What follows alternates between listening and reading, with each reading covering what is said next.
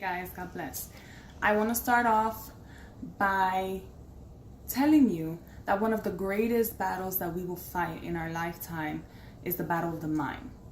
And by that I mean our thoughts, the things that we entertain, the things that occupy our mind. And so I want to share this experience to encourage you to seek God and to seek the peace that comes from Him, which surpasses all understanding and which cannot be offered by anything that we can find in this world. Last night I went to sleep after having dealt with a few thoughts that I had in my mind.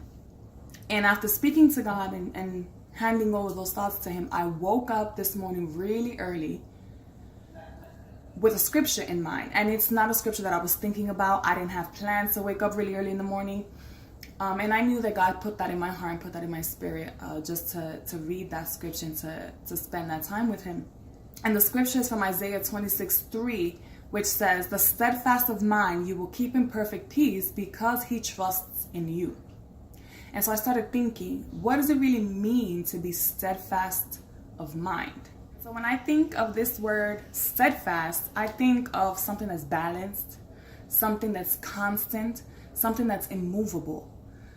And that's exactly what it means. The steadfast of mind, the constant of mind, those focused, those whose minds and thoughts and hearts are on you because they trust in you, those will experience your perfect peace.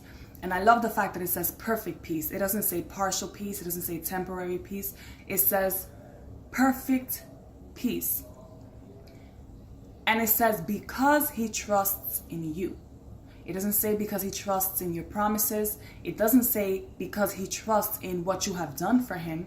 It doesn't say because he trusts in what you already did for him. It says because he trusts in you. And when I think of that, I think of the entire person. I think of God's character, of his essence, of who he is.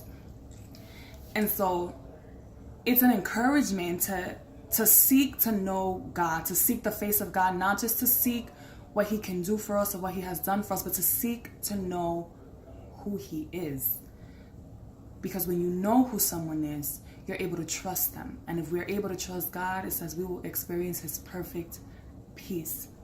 But in order for us to be able to experience that, our minds have to be steadfast in him, focused on him, right? We need to think of who he is. We need to think of his word. We need to think of his character. We need to think of the fact that he is not a man that he should lie. The fact that he does not cast a shifting shadow, that he's the same yesterday, today, and forevermore. And that he's faithful to his word. He's not faithful to us. He's faithful to his word and to his name because he's holy. I was analyzing that situation. I actually thought of my students.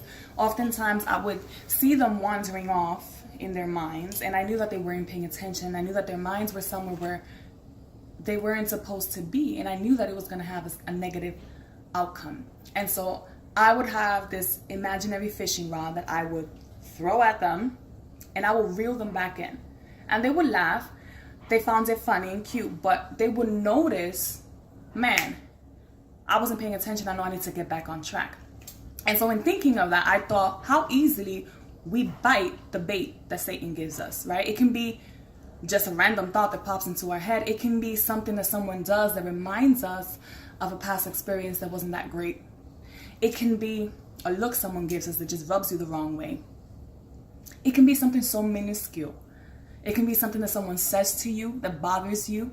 It can be something that someone does to you that hurts, right? Maybe they pick at a scar that you have, and so now you start thinking of what happened to you before, or what that person did to you before, or what somebody else did to you. And so your mind just keeps going. And so we take that bait and we let Satan reel us in. And instead, what we should do is when he throws the bait, focus our minds back on Christ, right?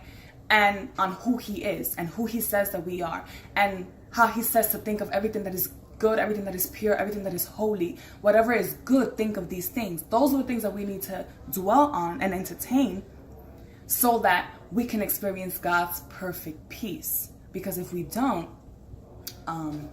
if we feed whatever thoughts come into our mind, it becomes like a poison in us.